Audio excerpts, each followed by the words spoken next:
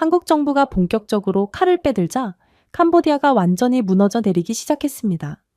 한국은 전 세계에서 오직 한국만이 할 수 있는 신의 한 수로 별로 힘도 들이지 않고 캄보디아에 가장 큰 타격을 주고 있는데요. 그리고 이러한 한국의 신의 한 수는 아이러니하게도 한국의 그간의 이타적이고 박애주의적인 국가적 활동과 전 세계에서 가장 좋다고 봐도 무방한 국가적 이미지가 한몫했다고 합니다. 캄보디아는 가난한 개발도상국이고 이를 이용하여 전 세계의 동정 여론을 사며 한국을 침략국으로 묘사하고 있는데 도대체 한국은 어떻게 이러한 캄보디아의 연기를 완전히 박살내고 캄보디아로 하여금 한국에 협조하지 않으면 안 되게끔 만든 것일까요? 안녕하세요. 저는 대한민국 합동사령부에서 전략정보장교로 근무하고 있는 박진철입니다. 저는 몇 달 동안 방콕에 주둔하며 태국과 캄보디아의 취약한 평화가 공개적인 분쟁으로 붕괴되는 모습을 지켜보았어요. 자원을 둘러싼 국경 분쟁으로 시작된 전쟁은 전면전으로 번졌죠. 전 세계는 어느 쪽을 지지해야 할지 확신하지 못한 채 불안한 침묵 속에서 지켜보았습니다. 하지만 한국에 이 혼란은 역사에서 조국의 위치를 영원히 바꿀 탄 하나의 정확한 기회를 열어주었어요. 캄보디아에서 우리 국민이 납치되었을 때 이재명 대통령은 외교와 망설임의 소음을 꿰뚫어 보았죠. 캄보디아가 우리 국민을 보호할 능력이 없다면 한국이 직접 보호할 것입니다. 라고 그는 내각 전체를 얼어붙게 만든 어조로 말했습니다. 우리는 태국에 물류 지원을 제안했지만 실제 임무는 달랐어요. 평화 유지 지원의 깃발 아래 캄보디아의 범죄 네트워크에 갇힌 모든 마지막 한국인과 다른 모든 사람을 구출할 예정이었습니다. 즉, 인도적 차원에서 태국을 돕는 척하며 실제로는 이러한 군사적 지원은 전부 캄보디아에 납치된 한국인 피해자들을 구하는 전략이었죠. 그야말로 우리 군대는 도덕적 권리와 군사적 행동의 길을 모두 가지게 되는 셈이었어요. 한국 항공기가 오산에서 이륙할 때 전 세계는 아직 무슨 일이 일어날지 이해하지 못했습니다. 그러나 한국인 엔지니어, 특공대, 사이버 부대 등 한국군은 자신들이 태국 캄보디아 국경 지역에 도착하자마자 무엇을 해야 할지 아주 정확히 알고 있었고 곧바로 수술적 정밀도로 움직이기 시작했죠. 근육의 과시가 아니라 납치된 한국 국민들을 구하겠다는 마음의 표현이었습니다. 한국의 모든 드론, 모든 장갑차, 모든 위성피드는 우리나라의 통합 지휘 네트워크인 RS링크라는 시스템을 통해 실시간으로 동기화되었어요. 서구의 오래된 전쟁 교리와 달리 우리는 투명성과 정보를 가지고 싸웠습니다. 장화가 캄보디아 땅에 닿을 무렵 우리는 이미 지형, 적의 위치, 심지어 탈출 경로까지 알고 있었죠.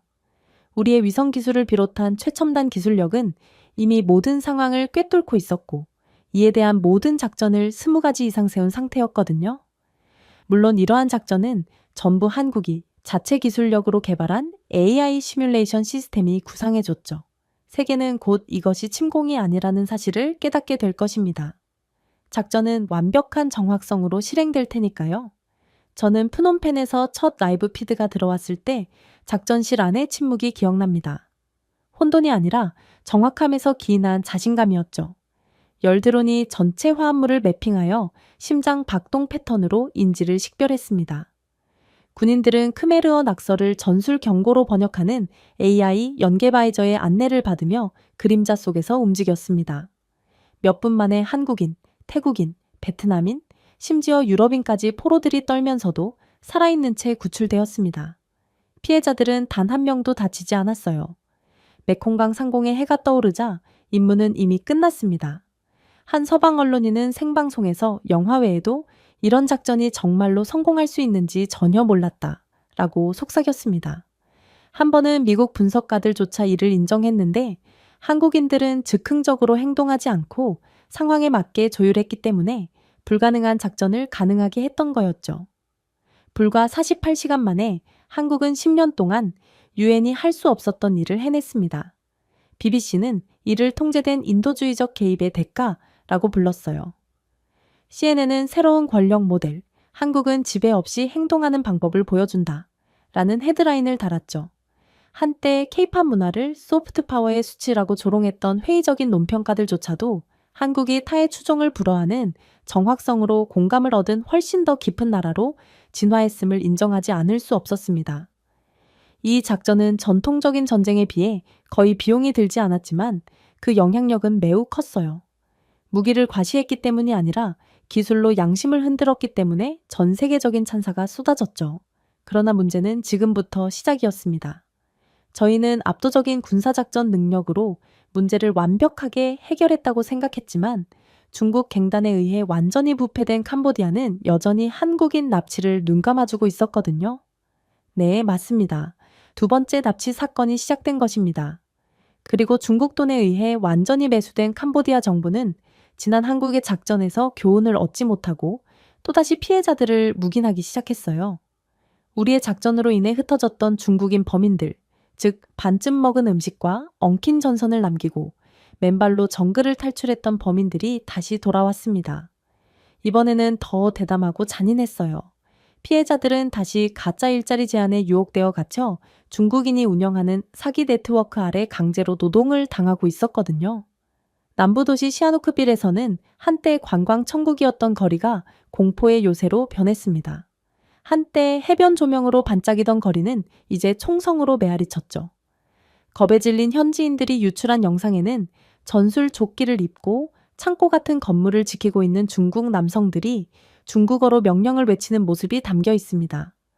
적어도 캄보디아에서만큼은 그들의 힘은 절대적이었어요. 중국인이 탑승한 검은 밴이 지나가자 캄보디아 경찰도 고개를 숙였습니다. 그럼에도 불구하고 한국이 말할 때까지 세상은 침묵을 지켰습니다. 중국을 건들 수 있는 국가는 전 세계에 그리 많지 않았기 때문이었죠. 발표는 연단에서 나온 것이 아니라 국영 텔레비전의 한 줄에서 나왔습니다. 대한민국이 이 문제를 직접 처리할 것입니다.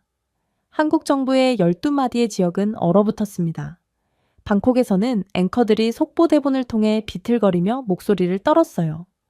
이건 평범한 수사가 아닙니다. 한 태국인 진행자가 라이브로 속삭였습니다. 몇 시간 만에 한국 정부는 화이트 블레이드 작전 당시 전 세계를 놀라게 했던 것과 같은 전면적인 합동구조 작전을 선포했습니다. 하지만 이번에는 분위기가 달랐어요. 설명할 필요가 없었습니다. 서울의 침묵은 이미 프놈펜을 공포에 떨게 만들기에 충분했거든요. 그리고 캄보디아에는 초비상이 터졌죠. 이들은 이미 한국의 압도적인 파워를 한 번 직접 경험한 상황이었거든요. 부패한 캄보디아는 한국에 대한 협력을 가장한 반면 캄보디아 관리들은 중국 사업자들에게 몰래 도주하라고 경고했습니다. 서류와 인지를 실은 중국 갱단 트럭이 용병들의 경호를 받으며 메콩강을 향해 질주했어요. 하지만 이미 우리 위성은 감시하고 있었습니다. 대전에 있는 정보센터에서 분석가들은 적외선 열신호를 통해 모든 차량을 추적했습니다.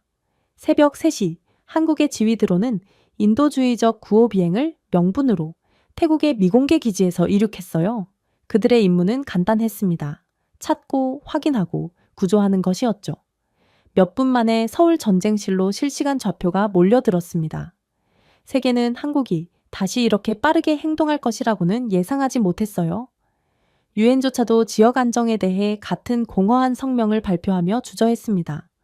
한편 한국은 이미 평온한 권위로 한때 혼란을 초래했던 김진아 외교부 차관을 파견한 바 있습니다. 그녀는 특별 조사관과 사이버 요원으로 구성된 태스크포스와 함께 프놈펜에 도착했어요. 언론도 의식도 없이 오직 목적뿐이었습니다. 우리는 외교를 위해 여기 온 것이 아닙니다. 라고 그녀는 캄보디아 총리에게 조용히 말했습니다. 우리는 국민을 위해 여기 있습니다. 그녀의 말은 부드러웠지만 그녀의 존재는 홀 전체를 침묵시켰죠. 새벽이 되자 첫 번째 습격이 시작되었습니다.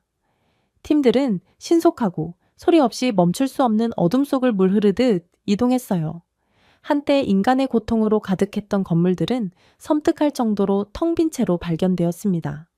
아직 따뜻한 밥그릇은 테이블 위에 놓여 있었고 반쯤 먹은 국수는 바닥에 있었고 담배는 여전히 타오르고 있었습니다. 범인들은 도착하기 몇 초 전에 도주한 상태였어요. 생방송 피드에 올라온 태국 특파원들은 한국 부츠가 착륙하자마자 도망쳤다라며 숨을 헐떡였습니다. 소셜미디어에는 동남아시아 전역에서 법에서 도망친 것이 아닙니다. 한국에서 도망친 것입니다. 라는 문구가 유행하기 시작했어요.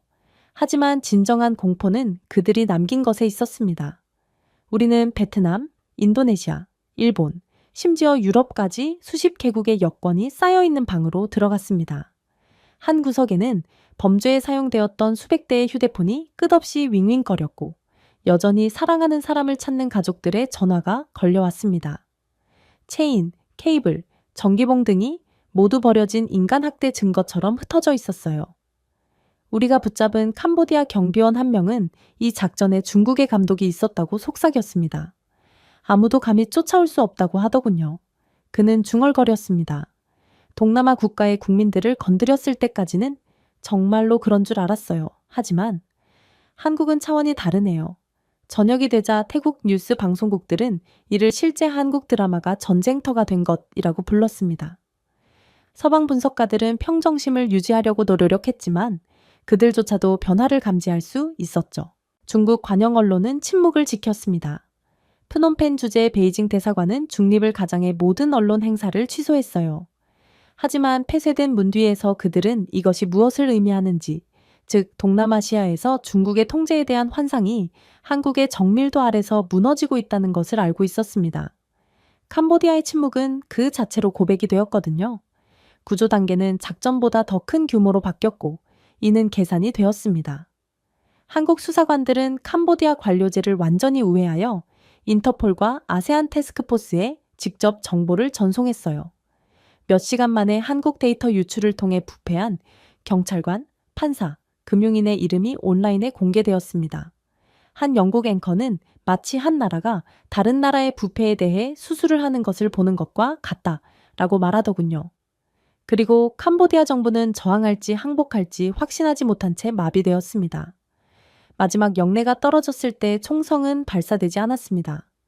위성 비콘과 적외선 센서의 안내를 받으며 장갑차가 들어오자 드론이 위를 선회했어요. 그리고 곧 한국인, 태국인, 말레이시아인 등 인질들이 갑작스러운 햇빛에 눈을 깜빡이며 하나둘씩 나타났습니다. 한 태국 기자가 카메라에 대고 그들은 자유로워요. 한국이 또 해냈어요. 라고 말하며 경탄의 반응을 보였죠. 영상은 순식간에 입소문을 탔습니다. 동남아시아는 잠시 동안 강대국들이 자신들의 것이라고 주장했던 차분한 권위를 가진 작은 국가의 행동을 지켜보며 가만히 서 있었어요. 미국 국무부는 나중에 한국이 지난 몇 년 동안 전 지역 지휘부가 하지 못했던 일을 이틀 만에 달성했다고 기록적으로 인정했을 만큼 한국의 연이은 작전 성공은 큰 의미가 있었습니다. 하지만 가장 충격적이었던 점은 따로 있었어요. 한국이 본격적인 대응을 시작했을 때 전 세계는 돌이킬 수 없는 무언가가 시작되었다는 것을 깨닫게 되었고, 한때 중국의 광활한 그림자에 가려졌던 캄보디아 정부는 내부에서 무너지게 되었거든요. 한국은 한국 국민에게 해를 끼치는 어떤 국가도 용서받지 못할 것이라는 입장을 분명히 밝혔습니다. 이 성명은 국제시장의 천둥소리처럼 울려 퍼졌는데 한국의 발표 다음 날 아침 중국 관영 언론은 24시간 동안 완전히 차단됐고 웹사이트는 유지보수 중이라며 완전히 닫아버렸습니다. 한국이 이번 사태에 단단히 화가 났다는 것을 인지하게 된 중국은 한국의 눈치를 살살 보며 조치를 취한 거였죠. 전 세계 모두를 충격에 빠뜨린 것은 중국이 캄보디아를 얼마나 빨리 외면했는지입니다. 최근까지 중국은 수십억 달러를 쏟아부어 캄보디아의 고속도로, 항구, 심지어 관공서까지 건설했습니다. 캄보디아를 중국의 노예국가로 만듦과 동시에 이들 국가에서 범죄 수익을 빨아들이겠다는 중국 정부의 계획이었죠.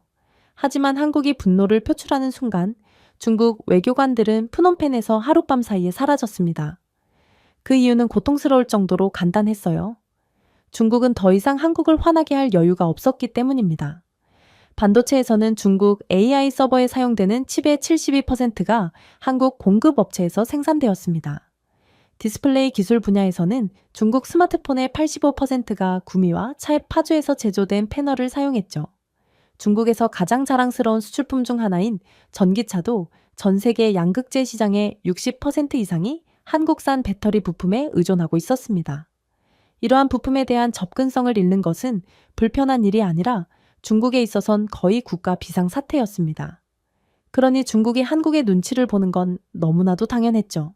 한국 수출업체들이 안보 검토를 위해 공급망을 줄일 것을 암시하자 중국은 눈에 띄게 당황했습니다. 중국 당국은 즉각적으로 모든 성에 캄보디아 협력 프로젝트를 중단하라고 명령했거든요. 일주일 만에 거의 40개의 합작 투자가 동결되었습니다. 한때 캄보디아를 순종적인 전초기지로 취급했던 동맹국은 이제 존재하지 않는 것처럼 행동했어요.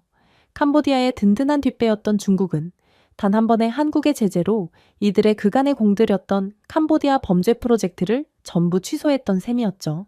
중국 네티즌들은 온라인에서 이 문제에 대해 논의하려 했지만 한국인 구출이나 캄보디아 붕괴라는 게시물은 몇 초 만에 사라졌습니다. 그럼에도 불구하고 몇몇 용감한 중국 사용자들은 암호화된 문구로 한국은 우리가 신용만 했던 일을 하고 있다 라고 썼죠. 한편 한국의 보복은 다음 단계인 정밀한 정의에 접어들었습니다. 한국의 금융정보기관은 캄보디아 엘리트와 중국 중개인과 관련된 118개의 숨겨진 계좌를 추적했습니다.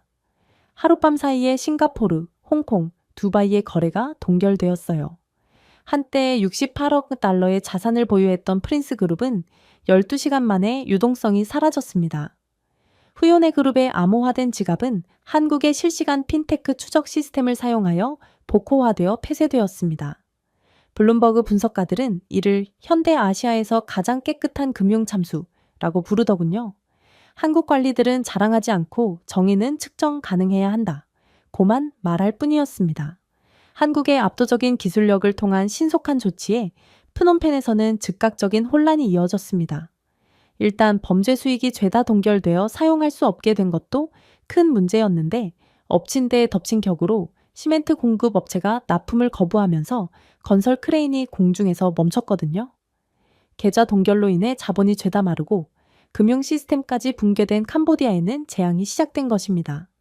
중국 투자자와 연계된 5성급 호텔은 결제 네트워크에 시스템 오류를 이유로 갑작스럽게 문을 닫았어요.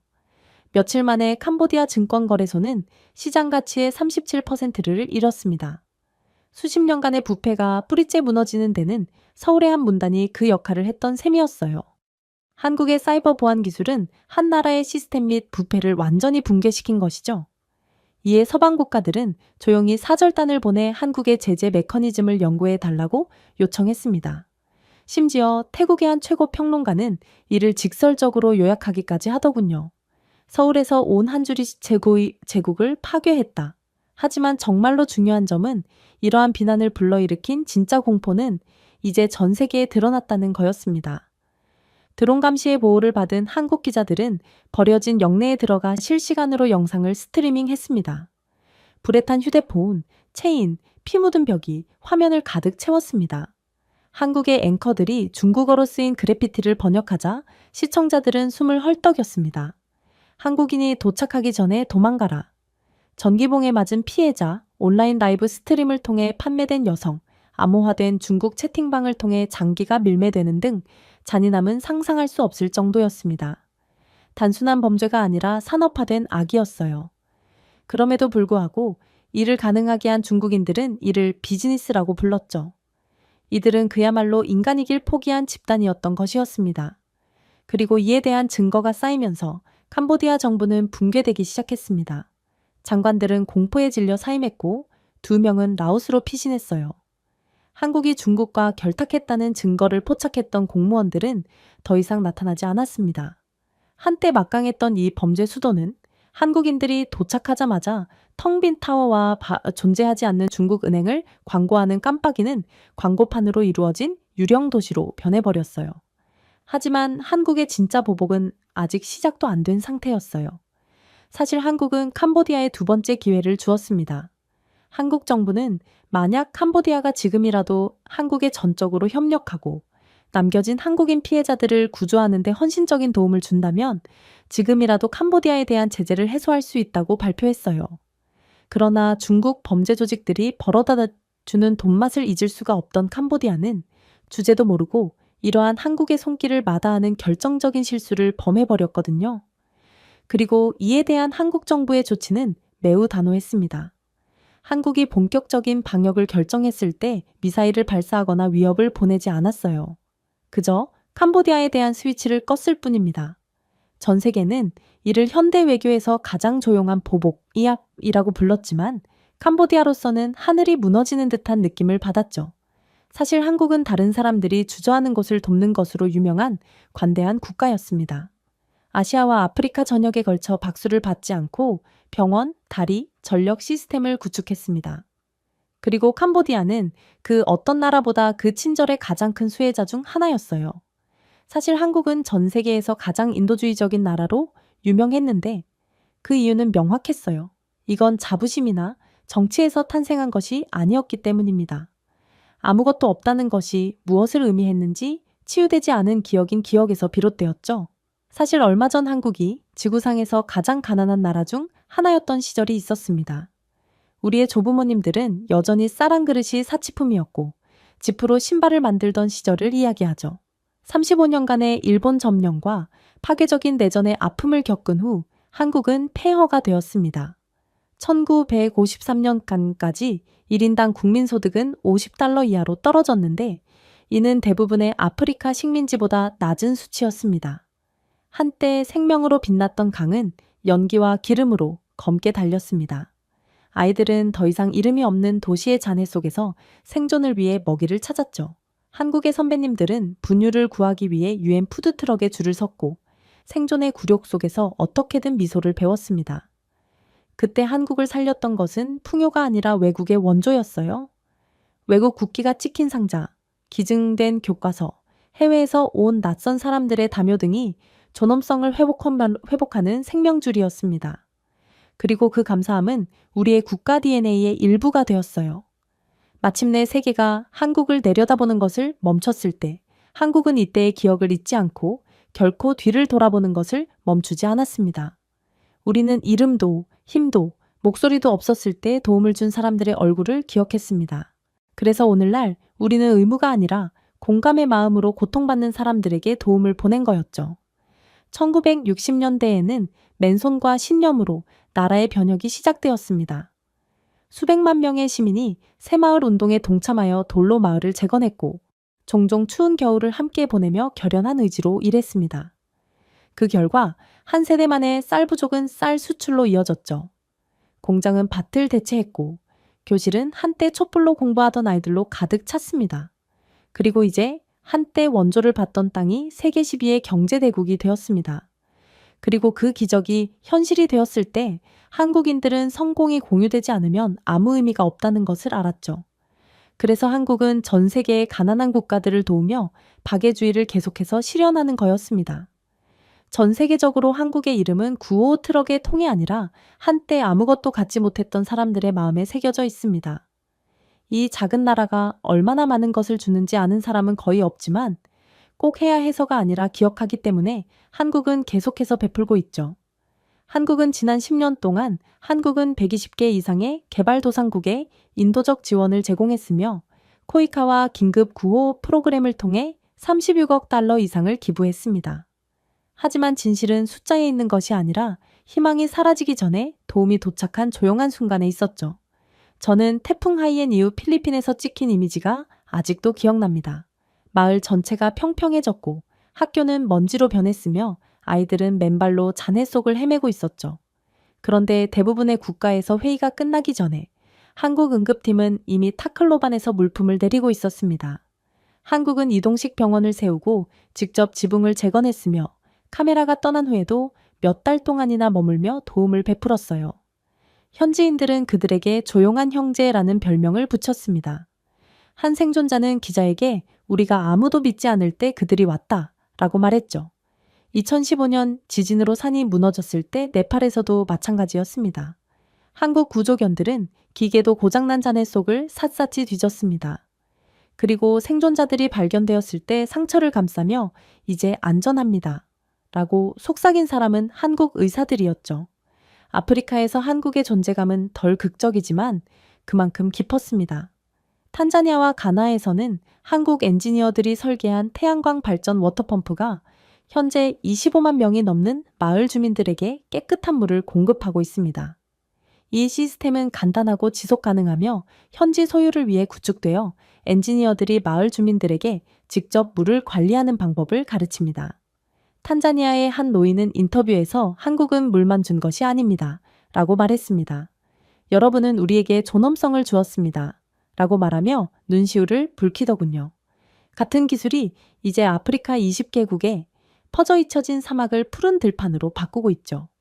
물론 라틴 아메리카에서도 서울에 연민의 손길이 닿았습니다. 과테말라에서는 한국인 자원봉사자들이 외딴 산골 마을에 디지털 교실을 설립해 처음으로 4,000명의 학생을 온라인 교육에 연결했습니다. 페루에서는 한국인 엔지니어들이 홍수로 파괴된 다리를 재건하여 절반의 시간과 3분의 1의 비용으로 완공했죠. 심지어 세계에서 가장 추운 구석에서도 한국의 손길이 닿았습니다. 튀르키예와 시리아에서 대지진이 발생한 후 한국 구조대는 가장 먼저 상륙하고 마지막으로 떠났습니다. 그들은 얼어붙은 폐허 속에서 생존자들을 끌어내어 한국이라고 적힌 담요로 감쌌습니다. 터키 시민들은 남들이 약속만 했을 때 한국은 가장 먼저 왔다 라고 적힌 팻말을 들고 거리에 줄을 섰죠. 구호 그 이상의 의미, 즉 추모가 행동으로 옮겨졌던 것입니다. 한국의 이 모든 행위는 한 가지 진실을 공유합니다. 한국의 연민은 선택적이지 않습니다. 우리는 동맹을 선택하는 것이 아니라 인류를 선택하기 때문이죠.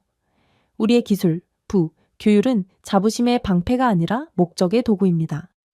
우리가 설치하는 모든 펌프, 재건하는 모든 다리에는 한때 잿더미에 서 있다가 낯선 사람들에 의해 들어 올려진 나라의 메아리가 담겨 있습니다.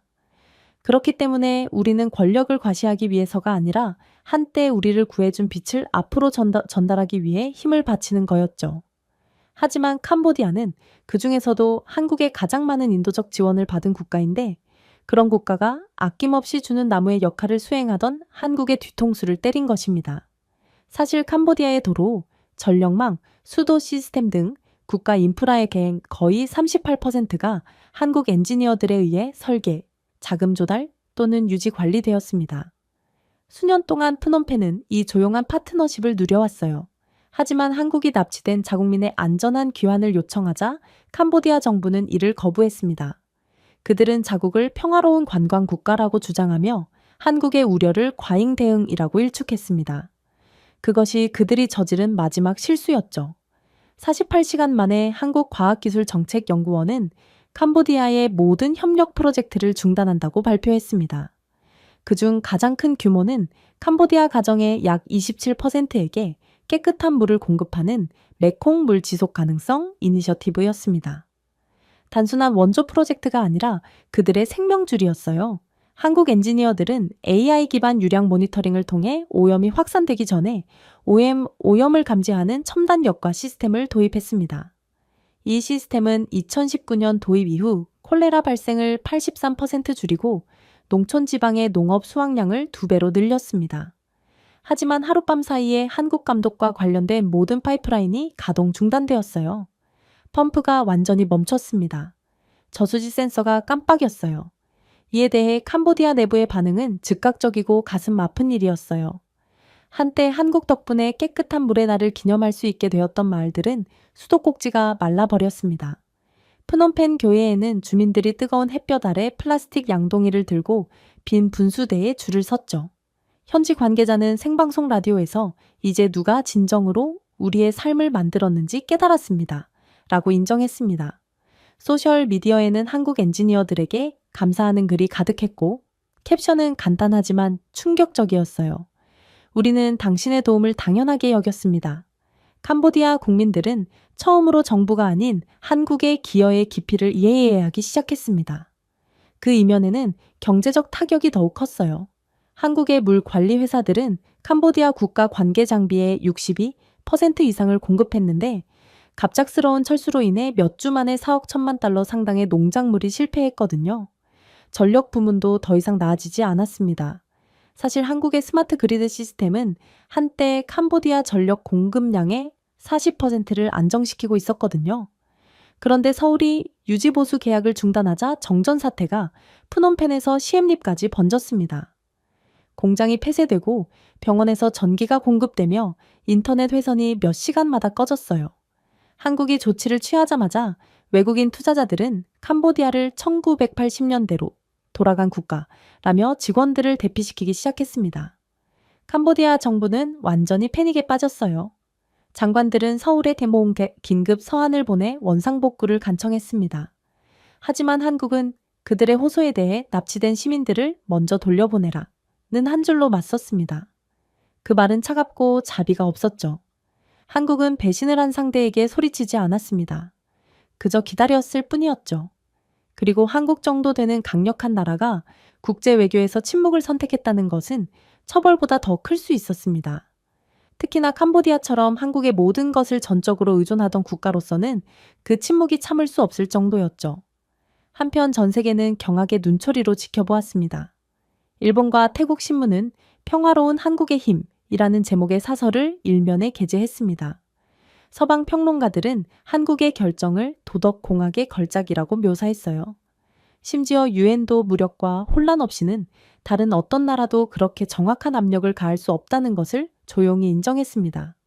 한국은 한때 구축했던 시스템을 겨냥함으로써 불편한 진실을 드러냈던 거였어요.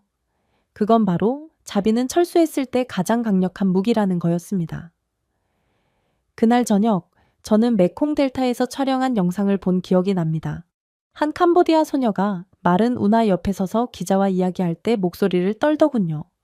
우리는 한때 비가 오기를 기도했습니다. 라고 그녀는 부드럽게 말했습니다. 이제 우리는 한국을 위해 기도합니다. 그녀의 말은 아시아 전역에 울려 퍼지며 정치적 경계와 선전의 벽을 뚫었습니다. 더 이상 복수가 아니라 계시에 관한 것이었죠. 한편 한국이 즉각적인 조치를 취하자마자 캄보디아의 GDP 전망치는 14% 하락했습니다. 쌀 수출은 급감했고 관광업은 증발했습니다. 당연했죠. 물과 전기가 없는 국가에서 도대체 무엇을 만들어낼 수 있고 이런 국가에 누가 온다는 말인가요? 캄보디아 정부 산하 수자원부조차 국가 복구 계획이 더 이상 캄보디아의 편이 아닌 한국의 전문성에 전적으로 의존하고 있다고 인정했습니다. 한때 한국의 요구를 조롱하던 나라가 이제는 그 나라의 엔지니어들에게 복귀를 간청하는 아이러니가 벌어진 것이죠. 하지만 한국은 움직이지 않았습니다. 한국은 한번 뒤통수를 친 나라에겐 국물도 없는 국가였거든요. 인도주의적 함의에 대한 질문에 한국 대변인은 우리는 그들에게 모든 것을 주었습니다. 우리가 요구한 것은 품위뿐이었습니다. 라고 답했습니다. 이 대사는 아시아 전역에서 끝없이 반복되는 조용한 자부심의 상징이 되었죠. 방콕의 한 뉴스 앵커는 한국의 침묵은 제재보다 무겁다.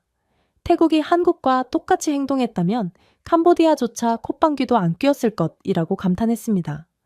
베트남과 라오스 전역에서 일반 시민들은 한국을 초강대국이 아닌 도덕적 나침반으로 이야기했어요. 토론이 검열된 중국에서도 선생님이 학생을 벌했다 라는 등의 캡션과 함께 한국 뉴스 방송 스크린샷이 유포되기도 했습니다. 그래서 메콩강의 뜨거운 열기 속에서 평화로운 낙원이라는 캄보디아의 자랑스러운 이미지는 먼지 속으로 녹아내렸어요. 한때 한국의 독창성 덕분에 흐르던 분수는 이제 오만의 기념비로 서 있었습니다. 캄보디아 정부는 간청했지만 한국은 다시는 목소리를 내지 못했습니다. 그럴 필요가 없었죠. 때로는 역사상 가장 파괴적인 소리는 전투기의 굉음이 아니라 한때 모든 것을 주었던 사람들의 손에 의해 꺼진 스위치 클릭 소리이기 때문입니다. 그러나 캄보디아 정부로서는 무엇이든 해야만 했어요. 물과 전기가 없었기 때문이죠. 결국 수도 시스템이 무너지고 대중의 분노가 끓어오르면서 프놈펜은 마지막 남은 동맹국인 중국으로 눈을 돌렸습니다.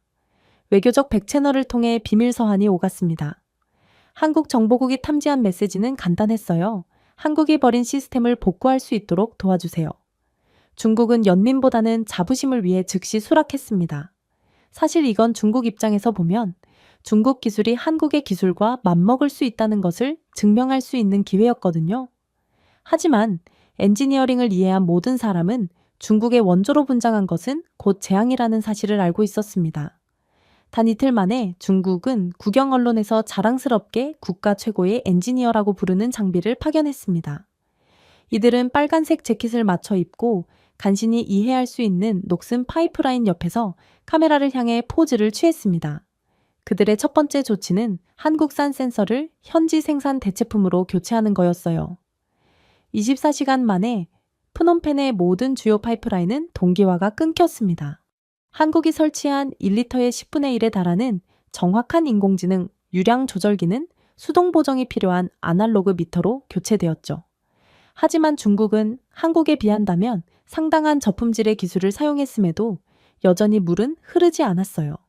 그리고 중국인 기술자들은 물이 흐르지 않는다는 것을 깨닫고 막힘을 진단하는 대신 압력을 높였습니다.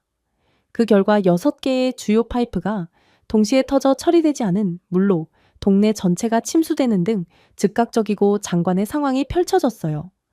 한 캄보디아 장관이 진흙탕물의 발목까지 깊이서 왜 갈색이야? 라고 외치는 장면이 촬영되었는데 이건 거의 비극적이면서도 웃겼어요. 잔뜩 허세를 부리며 도움을 주러 온 중국은 오히려 상황을 완전히 망쳐버렸거든요. 대조는 너무나도 명확했습니다. 한국의 여과 시스템은 클라우드 기반 진단에 연결된 실시간 센서로 모니터링하여 정수율을 98.7%로 유지했거든요. 하지만 중국산 교체 장치는 과열 및 가동 중단 전 효율이 62%에 불과했습니다. 심지어 중국 광시의 한 지방 공장에서 수입한 펌프는 습도에 코팅되지 않아 3일 이내에 부식되었습니다. 한 지방에서는 중국 엔지니어들이 하수도를 담수수로에 잘못 연결하여 저수지 전체를 오염시켰죠. 그들이 오류를 깨달았을 때쯤 캄보디아 현지 병원들은 이질로 고통받는 환자들로 넘쳐났어요. 한 태국 기자는 이를 씁쓸하게 요약했습니다. 중국들은 우물을 고치기 위해 와서 오히려 캄보디아의 강을 오염시켰습니다. 그러나 그건 그저 시작에 불과했죠. 다음 주가 되자 혼란은 극에 달했습니다. 중국 엔지니어들은 덕트 테이프와 플라스틱 시트로 누수를 복구하려고 했거든요. 당연히 그런 주먹구구 방식이 통할 리가 없었습니다. 결국 메콩강 인근의 노는 펌프 고장으로 말라 4억 달러 상당의 농작물이 파괴되었습니다. 프놈펜은 역과 공장이 폐쇄되면서 매일 정전 사태에 직면했죠. 중국은 모두가 진실을 알고 있었지만 파이프를 거꾸로 설치한 것에 대해 캄보디아 현지 토양 불안정을 탓하며 비난했습니다. 소셜미디어에서 캄보디아 사람들은 한국이 건설되면 우리는 기쁨의 술잔치에서 술을 마십니다. 중국이 건설되면 우리는 익사합니다. 라고 쓴웃음을 지었죠. 아무튼 이러한 한국 기술에 정면으로 맞섰던 중국은 결국 한국에 의해 참패를 당했고 베이징에서는 검열팀이 양국의 기술을 비교하는 수천 개의 게시물을 삭제했습니다. 하지만 밈은 관리들이 지울 수 없을 정도로 빠르게 퍼졌어요. 한 댓글에는 우리는 슬로건을 보내지만 한국은 솔루션을 보냅니다. 라는 댓글이 적혀 있었습니다. 중국 엔지니어링 업계에서도 조용한 불만이 커졌어요. 43개국에서 테스트한 한국의 물 제어 알고리즘은 세계보다 10년 앞서 있다 라는 찬사를 받았습니다. 그러나 오픈소스 코드를 서둘러 복사한 중국의 수문학 모델은 강구량을 정확하게 예측하지도 못했죠. 결국 중국은 무책임하게 캄보디아에서 도망치고 말았습니다. 대부분의 중국 기술자들이 오히려 더욱 망가져버린 수도 인프라를 두고 캄보디아를 떠났죠. 부러진 펌프가 햇볕에 녹슬고 있었고 가뭄 지역은 6개 주에 걸쳐 확대되었지만 중국인들은 어차피 내 나라가 아니므로 상관없다 다라며 신경도 안 썼죠. 결국 한국은 더 이상의 처벌이 필요하지 않았습니다. 한국을 능가하려는 중국의 시도는 캄보디아의 남은 인프라를 파괴했습니다. 한때 한국의 굳건함을 조롱했던 사람들은 이제 한국의 귀환을 기도했죠. 하늘에서 보면 캄보디아의 갈라진 파이프라인이 땅 전체의 상처처럼 보였는데 이는 청렴성이 없는 기술이 장식에 불과하다는 것을 증명하는 것이었습니다. 하지만 한국은 조용히 그 모습을 지켜보고만 있을 뿐이었어요. 그리고 중국의 기술은 겉보기에만 그럴듯해 보이지 실상은 아직도 아마추어만도 못하다는 사실을 전 세계가 알게 되자마자 곧바로 일격을 가했죠. 바로 한국은 캄보디아가 한국 군대보다 더욱 두려워하는 것은 미디어 노출이라는 것을 간파하고 그대로 허점을 파고든 거였습니다. 사실 캄보디아는 침략보다 폭로를 더 두려워하고 있었어요. 캄보디아야 원래 남의 도움으로 먹고 사는 국가였기에 남의 나라 군대가 자국에 들어온다고 해도 그렇게 자존심 상할 것은 없었죠. 그러나 이번 일로 인해 이미지가 나락으로 떨어진다면 인도적 지원 및 관광도 전부 끊겨서 아예 회생 불가능한 피해를 입게 되기 때문입니다. 그리고 이를 간파한 한국은 며칠 만에 한국의 콘텐츠 생태계, 스튜디오, 플랫폼, 창의력 등이 군대의 정확성으로 움직이며 캄보디아를 박살냈어요. 그야말로 침략도 제재도 아닌 무서운 진실의 빛으로 대응한 거였죠. 한국의 글로벌 스트리밍 네트워크는 다큐멘터리, 드라마화된 보고서, 디지털 엑스포 등을 조직적으로 선보였습니다. 제목은 차분하지만 하나하나 캄보디아 정부를 정조준하고 있었어요. 프놈펜의 숨겨진 방, 사기의 제국, 그들이 숨기려고 했던 얼굴들 등 몇 시간 만에 넷플릭스 코리아의 스페셜은 16개국에서 1위를 차지했습니다. 이 장면은 캄보디아 내부에 들어가 상상할 수 없는 장면을 녹화한 겁없는 한국 팀들이 촬영한 것으로 실제 모습을 드러냈습니다. 전 세계 시청자들은 놀라움을 금치 못했죠. 납치된 외국인과 함께 억류된 캄보디아 피해자들의 모습을 담은 한 장면은 50개의 언어의 자막과 함께 소셜미디어를 통해 퍼졌습니다. 이에 한 미국 평론가는 이건 뉴스가 아닙니다. 라고 말했습니다. 예술처럼 촬영된 국가적 규모의 스토리텔링, 진실입니다. 할리우드 평론가들조차 한국의 명맥을 칭찬했어요. 버라이어티는 이를 21세기 소프트 파워를 정의하는 공감과 노출의 혼합물이라고 불렀죠. 그러나 프놈펜을 진정으로 공포에 떨게 한 것은 콘텐츠 자체가 아니라 즉 그 뒤에 숨겨진 정확성이었습니다. 모든 이름이 드러나고 모든 수치가 표시되며 모든 위성 이미지는 진정한 한국 데이터 플랫폼으로 거슬러 올라갔거든요. 한국의 문화 산업은 혼자만 행동한 것이 아니라 국가 AI 인증 시스템과 통합되어 어떤 정보도 허위로 간주될 수 없도록 했습니다. 다른 나라들이 잘못된 정보를 논의하는 동안 한국은 투명성을 무기로 사용했어요. 그렇게 이야기는 곧 전 세계로 바뀌었습니다. 캄보디아 관리들은 넷플릭스 썸네일과 틱톡 피드에 자신들의 얼굴이 도배된 것을 발견했습니다. 한때 권력의 상징이었던 이들의 별장은 한국 네티즌들이 공유한 부동산 청사진을 분석하는 디지털 탐정에 의해 해부되었어요. 전 세계적인 반응은 빨랐습니다. 캄보디아 관광은 곧바로 82% 급감했거든요. 한때 외국인 투자자들이 자주 찾던 캄보디아의 럭셔리 리조트는 어두워졌습니다. 항공사들은 보안 위험을 이유로 직항편 운항을 중단했고 국제 기부자들은 서울에서 처음 방송된 데이터를 참고해 지원을 동결했습니다. 그야말로 남의 도움으로 먹고 살던 캄보디아는 국가 이미지가 붕괴함에 따라 경제도 함께 붕괴되어 버린 거였습니다. 그러나 한국은 한 번 시작을 하면 끝을 보는 국가였습니다. 한국의 웹툰 산업도 현재 전 세계적으로 막대한 인기와 수익을 거둬들이고 있는 가운데 한국의 창작 기획사들은 한 걸음 더 나아갔거든요. 웹툰 작가들은 납치된 사람들과 용감한 구조대의 실화를 그려냈고 이 만화는 동남아시아 전역에서 수천만 명의 독자를 확보했습니다. 이를 본 캄보디아 젊은이들 또한 직접 우리는 한국을 우리의 뉴스보다 더 믿습니다. 라는 글을 남기며 한국어 콘텐츠를 재구성하기 시작했어요. 이건 선전이 아니었습니다. 연민으로 포장된 정확한 내용이었죠. 그리고 이젠 그렇게나 오만하던 프놈펜에서도 패닉이 시작되었습니다. 한국 플랫폼을 차단하려는 정부의 시도는 몇 시간 만에 실패했어요. 가상사설 네트워크와 거울은 검열관이 제거할 수 있는 것보다 더 빨리 등장했습니다. 한국의 신용을 떨어뜨리려는 모든 노력은 엄청난 역효과를 낳았습니다. 캄보디아 국영 TV가 부정방송을 시도하자 날카로운 시청자들은 그래픽 소프트웨어에도 한국 상표가 붙어 있다는 사실을 알아차렸어요. 아이러니는 입소문을 탔습니다. 한 댓글에는 캄보디아는 한국 기술 없이는 거짓말도 할 수 없다. 그야말로 모든 것을 한국에 의존하고 있으면서 감히 푼돈의 범죄 수익에 눈이 멀어 주인을 깨문 격이라고 적혀 있기도 했죠. 가장 가관이었던 점은 캄보디아 관광부가 인도주의적 이유로 한국의 추가 콘텐츠 중단을 요청하면서 나왔습니다. 하지만 당연히 요청은 무시되었죠. 대신 한국은 범죄 네트워크, 피해자, 구조작업의 모든 세부 사항을 기록한 전 세계적으로 접근할 수 있는 전면적인 가상 박물관이라는 마지막 물결을 공개했습니다. 방문객 수는 첫 24시간 만에 500만 명을 넘어섰어요. 중국 갱단의 범죄와 부패한 캄보디아의 묵인을 전 세계가 기억할 것이라는 메시지는 분명했습니다. 저는 CNBC의 애널리스트들이 경제적 영향을 계산하는 모습을 지켜보았습니다. 한 분석가는 캄보디아는 관광업에서만 30억 달러의 손실을 입었습니다. 라고 말했습니다. 하지만 진정한 손실은 신뢰성이며 이는 매우 귀중한 일입니다. 앞으로도 잃어버린 관광객들은 절대로 다시 찾아오지 않을 거거든요. 한국은 미사일을 발사하지 않았지만 캄보디아 정부는 어떤 군사적 패배보다 빠르게 무너지고 있던 셈이었어요.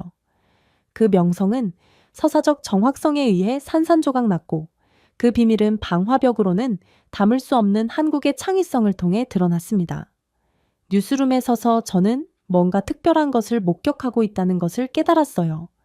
이것은 단순한 미디어가 아니라 문명이 문화를 통해 스스로를 주장하는 것이었습니다. 한국은 스토리텔링을 국가기회로, 공감을 억지로, 예술을 책임감으로 바꾸고 있었죠.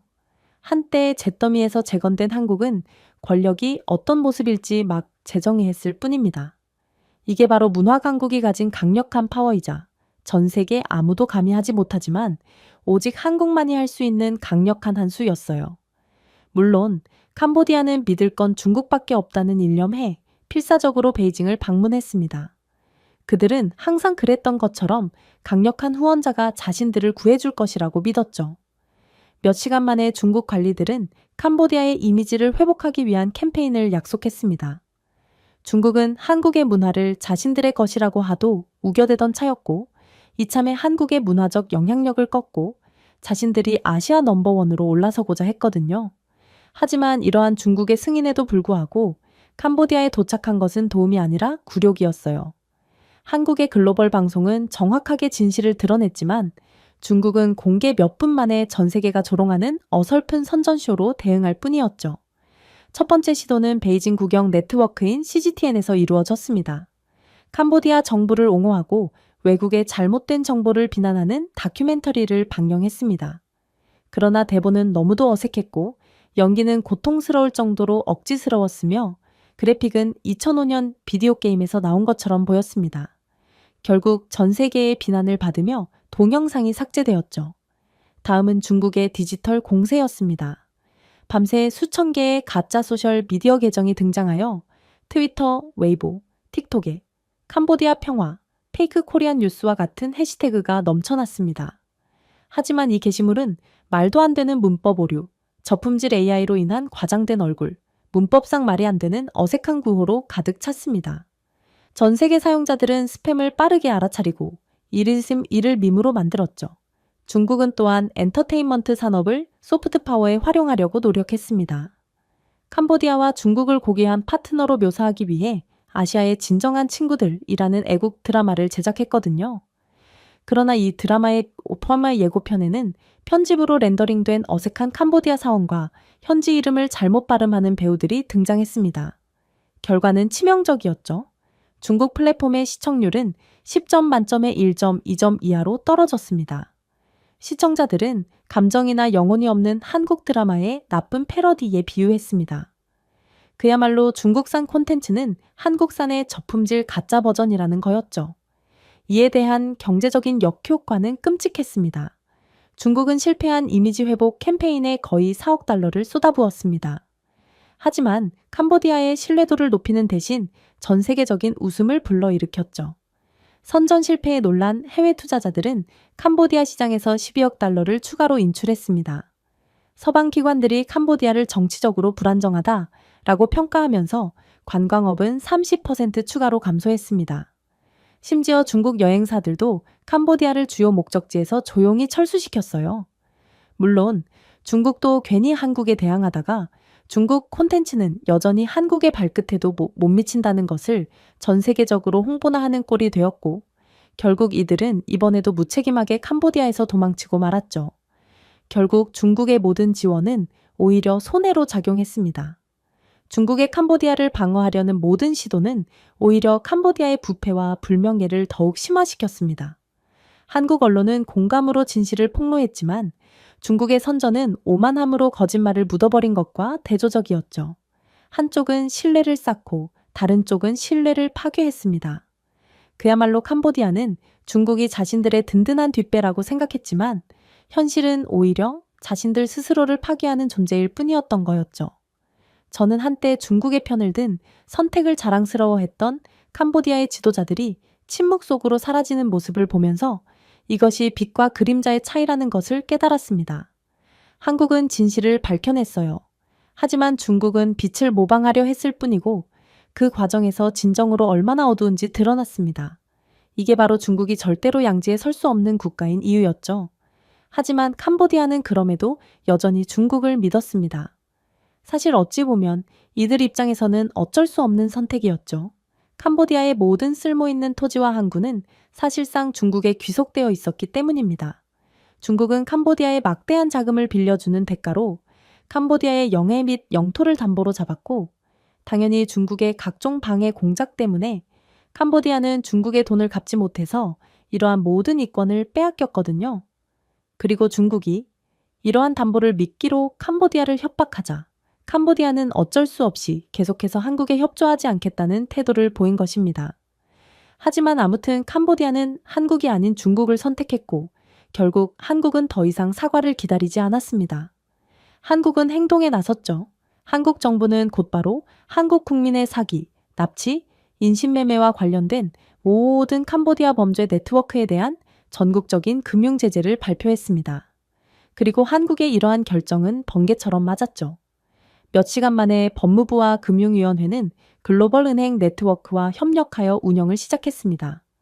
캄보디아 범죄 조직과 연계된 1,300개 이상의 계좌가 동결되었어요.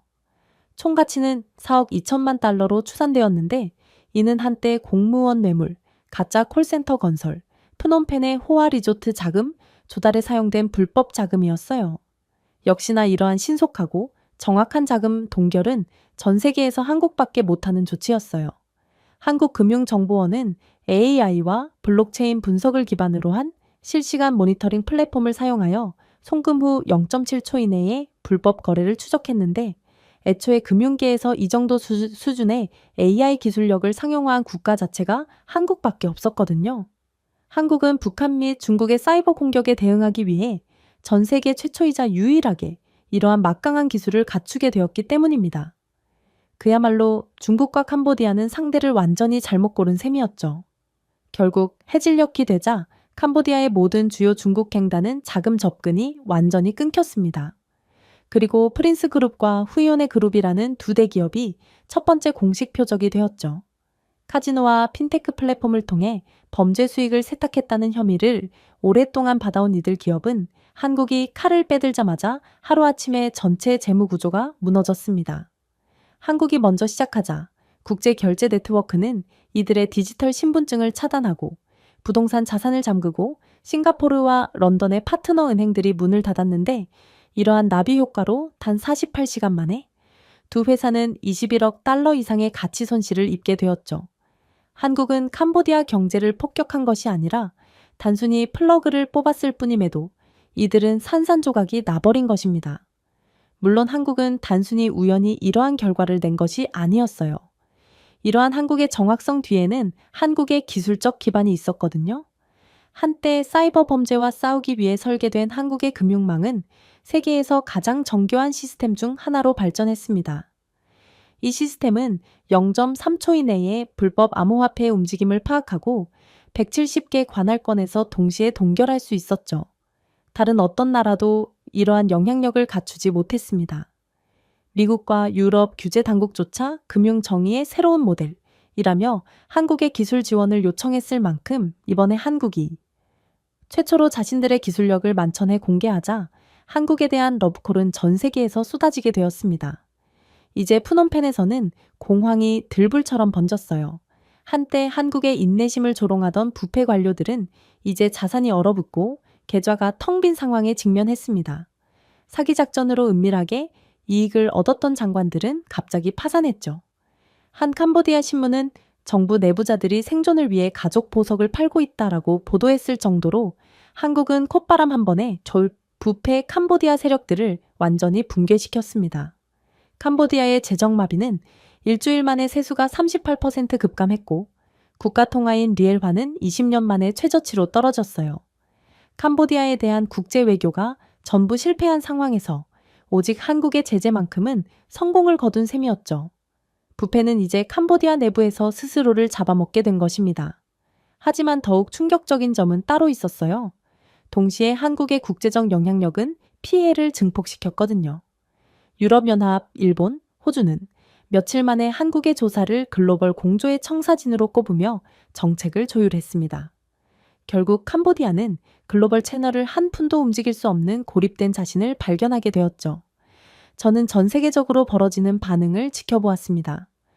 글로벌 언론은 한국의 움직임을 법적 정교함과 도덕적 명확성을 결합한 디지털 외교의 행위라고 표현하더군요. 뉴욕타임스는 한국은 정의를 차갑고 효율적이며 부패하지 않는 시스템으로 변화시켰다라고 평가했습니다. 한 바이럴 게시물에는 과거에는 누구도 한국이 뭘 하든 관심이 없었지만 이제는 한국이 싸울 때는 전 세계가 주목한다 라는 문구가 적혀 있었습니다. 한편 캄보디아에서는 시간이 갈수록 붕괴의 골이 더욱 깊어질 뿐이었어요. 외국인 투자가 사라지자 시아누크빌 전역의 건설이 중단되었습니다. 카지노가 문을 닫고 은행의 유동성이 떨어졌으며 수천 명의 엘리트가 나라를 떠났죠. 한때 납치 자금을 지원했던 사람들은 이제 자신의 보호를 위해 돈을 쓸 수 없게 되었습니다. 돈이 전부 동결되었기 때문이죠. 국제 관측통들은 캄보디아 경제가 단 며칠 만에 11% 위축되어 내전 이후 가장 가파른 하락세를 보였다고 추정했습니다. 그리고 이렇듯 한국의 제재로 캄보디아의 범죄 네트워크가 얼어붙었을 때 절망에 빠진 프놈펜은 다시 동쪽으로 방향을 틀었고 중국으로 돌아서더군요. 한 장관은 민간 채널을 통해 중국에 도와주세요 라고 애원했습니다. 한국은 생명줄을 끊었습니다. 그리고 이번에도 중국은 충성심 때문이 아니라 자부심 때문에 즉각 동의했습니다. 사실 중국은 한국이 헤드라인을 장악하는 것을 참을 수 없었습니다. 이러다가 정말로 아시아 패권을 한국에 빼앗긴다면 그로 인한 막대한 손실은 거의 괴멸적이었거든요. 이건 중국이 동남아 및 아시아 국가들에 대한 착취로 벌어들이는 막대한 이권과 수익을 전부 빼앗기는 것을 의미했기에 중국은 비상 상황을 선포하며 캄보디아 경제를 회복하기 위한 전면적인 구조 패키지를 발표했습니다. 그러나 결과적으로 오만과 무능이 쓴 비극적인 코미디가 탄생할 뿐이었죠. 첫 번째 중국 대표단은 웅장한 제스처를 취했지만 이해가 부족한 채 프놈펜에 도착했습니다. 그들은 한국의 금융 제한을 우회하기 위해 새로운 디지털 뱅킹 시스템을 약속했어요. 그러나 3일 만에 플랫폼이 다운되었습니다. 이 코드는 99경 프로젝트에서 복사되어 국제 인증을 처리할 수 없었죠. 계정이 복제되고 거래가 사라졌으며 한 경우에는 이 시스템이 선전에 존재하지 않는 회사로 4천만 달러를 이체하기도 했습니다. 주말이 되자 베이징이 건설한 생명줄은 저축한 돈보다 더 많은 돈을 잃었습니다. 그리고 캄보디아 신문 헤드라인은 이를 씁쓸하게 요약했죠. 우리를 익사시킨 구출. 그러자 이번에는 중국의 이른바 엘리트 사이버 보안, 엔지니어라고 불리는 기술 지원군이 등장했습니다. 캄보디아 이의 남은 네트워크를 한국의 추가 감시로부터 보호하겠다고 엄포를 놓더군요. 대신 중국 전문가들은 실수로 캄보디아의 국가 재무부 서버를 악성 소프트웨어로 감염시켰습니다. 결국 전체 결제 시스템이 48시간 동안 중단되어 정부 급여조차 차단되었습니다.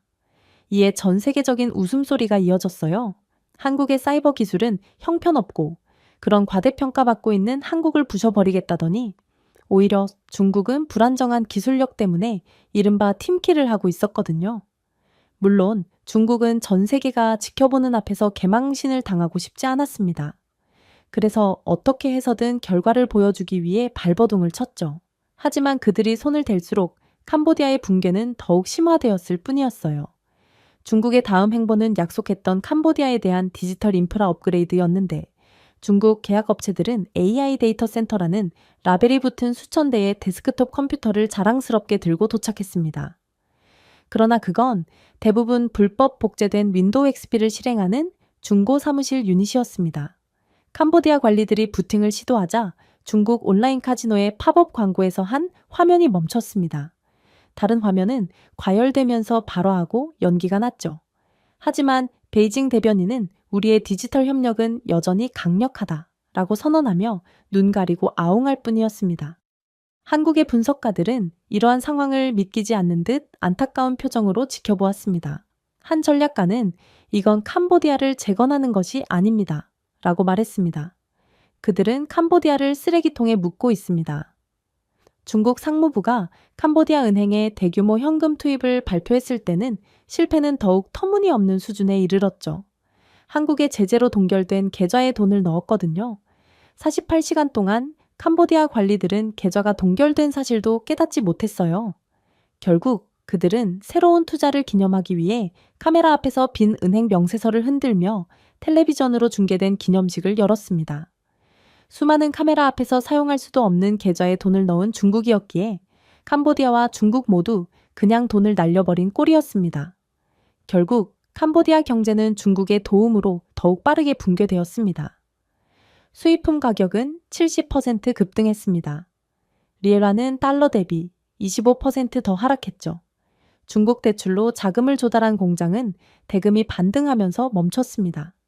투자자들은 중국의 광대 같은 부실 경영을 이유로 베트남으로 전부 도망쳐버렸죠. 며칠 만에 120개의 중국, 캄보디아 합작회사가 파산을 선언했습니다. 총 손실액은 42억 달러를 넘었어요.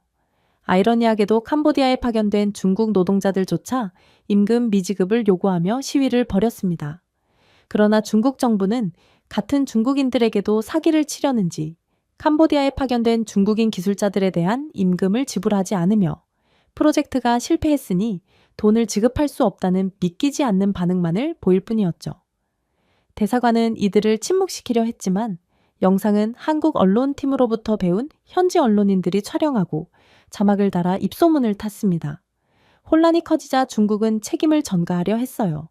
중국 관영 언론은 서방의 조작을 비난하며 한국이 위기를 과장했다라고 주장했습니다. 하지만 아무도 이를 믿지 않았어요. 그리고 중국 소셜 미디어는 비꼬는 댓글로 가득 찼습니다. 우리는 도움을 보내고 빚을 지고 돌아왔습니다. 그들은 다리를 달라고 요청했는데 우리는 그들에게 구멍을 주었습니다. 게시물은 몇 분 만에 검열되었지만 스크린샷은 VPN을 통해 계속 퍼졌습니다. 결국 중국은 정부 차원에서 마지못해 복구 작업은 기술적인 어려움에 직면했다라고 인정했죠. 그럼에도 한국 정부는 비웃지 않았어요. 승리에 대한 홍보도 없었죠. 사실 그럴 필요가 없었습니다.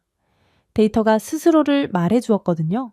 한국에 조정된 제재 시스템은 수십 년간의 외교가 이루지 못했던 갈등 없는 붕괴를 이뤄냈습니다. 한국 관리들은 캄보디아 불법 계좌의 97%가 무력화되고 전 세계적으로 38억 달러가 회수되었으며 23개국이 한국의 세탁 방지 프레임워크를 채택했어요. 세계는 영토를 정복한 것이 아니라 금융과 신뢰성의 규칙을 다시 쓴 새로운 종류의 권력을 보았습니다. 그리고 그렇게 위기가 끝날 무렵 한국의 평화로운 정복에 대한 이야기는 전 세계를 돌고 있었습니다. 모든 주요 네트워크의 헤드라인도 같은 문구를 반복했어요. 캄보디아의 신속한 정의, 한국, 외교를 재정해야 하다. 한국의 행동에 놀란 서방 평론가들은 한국을 도덕력의 대가라고 불렀습니다. CNN은 한국을 몇 주 만에 글로벌 기관들이 할 수 없었던 일을 해냈다라고 칭찬했어요. 이코노미스트는 일면 제목을 전쟁 없이 이끄는 나라라고 지었습니다. 아시아에서는 찬사가 더욱 컸죠. 태국 앵커들은 카메라에 살짝 고개를 숙이며 한국은 소리치지 않았습니다. 그저 움직였고 전 세계가 그 뒤를 따랐습니다. 라고 말했습니다. 이러한 인식은 감정적일 뿐만 아니라 분석적이기도 했습니다. 워싱턴과 브뤼셀의 전략 싱크탱크들은 한국의 운영을 민간인 중심 외교의 신흥 모델이라며 백서를 발표했습니다. 브루킹스 연구소는 한국의 정밀성을 무력에 의한 파괴가 아닌 데이터에 의한 외과적 개입에 비유했죠. 한때 한국의 영향력 확대를 무시했던 미국 상원의원들조차 공개적으로 어떻게 한국은 그렇게 빨리 움직이고 그렇게 평온하게 지낼 수 있을까라고 물었습니다. 한국의 수십 년의 회복력을 통해 만들어진 준비, 목적, 원칙 등 간단한 대답이었습니다. 하지만 아무도 한국을 따라 할 수 없었죠. 이러한 기본적인 것처럼 보이는 것들은 사실 가장 어려운 것들이었거든요. 하지만 가장 놀라웠던 것은 중국의 반응이었습니다. 중국에서는 침묵이 귀를 먹먹하게 만들었는데 한때 서울을 조롱했던 중국의 선전 채널이 갑자기 어두워졌거든요. 공식 대변인들은 표정을 삼키며 질문을 피했습니다. 중국 분석가들은 비공개로 오랫동안 한국이 자신들을 완전히 압도했다는 사실을 인정했어요.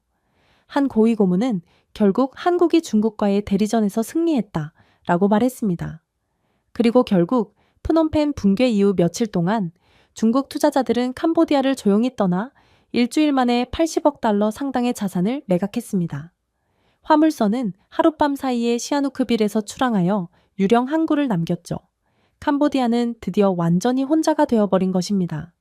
그리고 이제야 한때 한국의 경고를 조롱했던 캄보디아는 이제 자비를 구걸하고 있었어요. 저는 수천 명의 캄보디아인들이 현수막 아래 행진하는 모습을 생중계로 보았습니다.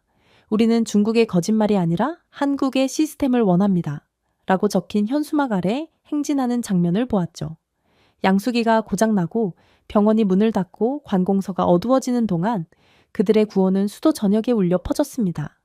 한국의 제재는 그 어떤 군대도 할 수 없었던 일, 즉 국가 전체가 빌린 힘으로 건설되었다는 사실을 드러낸 셈이었어요.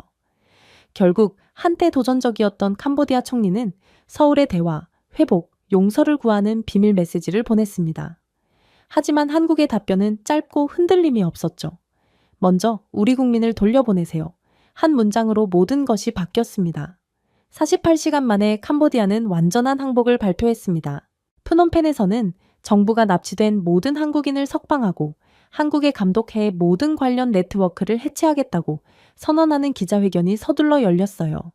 캄보디아 대변인이 대한민국의 지시에 복종한다라고 말하는 순간 목소리가 갈라지는 장면이 카메라에 포착되었습니다. 외교적 발언 그 이상의 의미로 역사가 거꾸로 반복되고 있었어요. 결국 한국 구조 및 수사팀이 합법적으로 캄보디아에 상륙하자 분위기는 바뀌었습니다. 깃발도 팡파르도 조용한 권위뿐이었어요. 이들은 긴장된 박수와 눈물겨운 사과를 받았습니다. 평범한 시민들은 거리에 줄지어 서서 꽃과 송글씨 메모를 건네며 한국, 우리가 스스로 부순 것을 고쳐주세요 라고 적혀 있었습니다. 캄보디아 정부는 처음으로 한국 수사관에게 국가 데이터 시스템을 개방하기로 합의했어요. 서울은 이제 캄보디아에 대한 금융 기록, 통신망, 인프라 프로토콜에 무제한으로 액세스할 수 있게 되었습니다. 그야말로 현대 외교에서 전례 없는 이번 협상으로 캄보디아의 회복은 사실상 한국의 통제하에 놓이게 된 셈이었죠. 한국의 지도로 투명성을 재건하겠습니다. 라고 새로 임명된 장관은 두려움과 안도감에 떨리는 목소리로 말했습니다. 한편 전 세계는 매료된 표정으로 지켜보았습니다. 신중하면서도 깊은 인상을 받은 미국은 한국의 불일치한 작전 무결성을 칭찬하는 성명을 발표했어요. 일본은 잠시 망설이다가 공개적으로 한국의 정책에 동조했죠. 아세안은 한국을 위기관리 및 디지털 거버넌스를 위한 지역 조정자로 지정하는 K-보안 프레임워크 설립을 제안했습니다. 서구 싱크탱크들조차 한국을 새로운 도덕적 초강대국이라고 부르기 시작했습니다. 유로뉴스의 한 프랑스 애널리스트는 한국은 정복 없이 제국이 하지 못한 일을 해냈습니다. 라고 선언했죠. 캄보디아 내부의 변화는 빠르고 비현실적이었습니다. 부패한 엘리트들은 사라지고 많은 사람들이 국경을 넘어 도망쳤고 남은 관리들은 새로운 파트너십에 충성을 맹세했습니다. 한때 중국 현수막을 내걸었던 거리에는 이제 한국의 인도주의적 로고가 새겨져 있었어요. 그리고 캄보디아의 항복을 받아들인 한국은 인공지능 제어망을 기반으로 한 새로운 수도 시스템을 다시 가동하여 300만 명의 시민에게 깨끗한 물을 공급했습니다. 한국 엔지니어들은 이윤을 위한 것이 아니라 질서를 위한 수리를 감독했죠. 한국이 재건했다 라는 문구는 학교 벽과 정부 포스터에 인쇄되어 캄보디아의 국가 슬로건이 되었습니다. 그렇게 구조된 한국인들이 마침내 인천에서 비행기에서 내렸을 때 공항은 조용했고 박수갈채가 터져 나왔습니다. 가족들은 울고 군인들은 경례를 했으며 기자들조차 카메라를 낮췄죠. 조용히 작전을 설계한 김진아 차관은 고개를 숙이며 우리는 옳은 일만 했을 뿐이라고 말했습니다. 그날 저녁 프레스센터에 서자 모든 대륙의 헤드라인이 스크린을 환하게 비추었습니다. K정의의 시대가 시작되었습니다. 전쟁 없이 재건된 대한민국, 아시아의 진정한 리더가 등장하다. 역사상 처음으로 세계가 합의한 것은 한국이 단순히 부상한 것이 아니라 도착한 것이라는 점이었어요. 아이러니는 놀라울 정도였습니다. 수십 년 전만 해도 한국은 다른 사람들에 의해 재건된 국가였어요. 그러나 이제 한국은 스스로 국가를 재건했죠. 고난을 청사진으로, 품위를 전략으로, 연민을 지위로 바꿨습니다. 캄보디아의 붕괴는 한 나라의 몰락이 아니라 다른 나라의 각성에 관한 이야기였죠. 그리고 서울의 새벽이 밝으면서 저는 심오한 것을 깨달았습니다. 권력은 으르렁거릴 필요가 없습니다. 진정으로 자신감이 있다며 그저 서 있는 걸로도 충분하고 세상은 고개를 숙입니다. 제가 준비해온 내용은 여기까지입니다. 끝까지 시청해 주셔서 진심으로 감사드리며 여러분들의 구독과 좋아요, 알림 설정은 영상 제작에 큰 힘이 됩니다. 이상 세모튜브였습니다.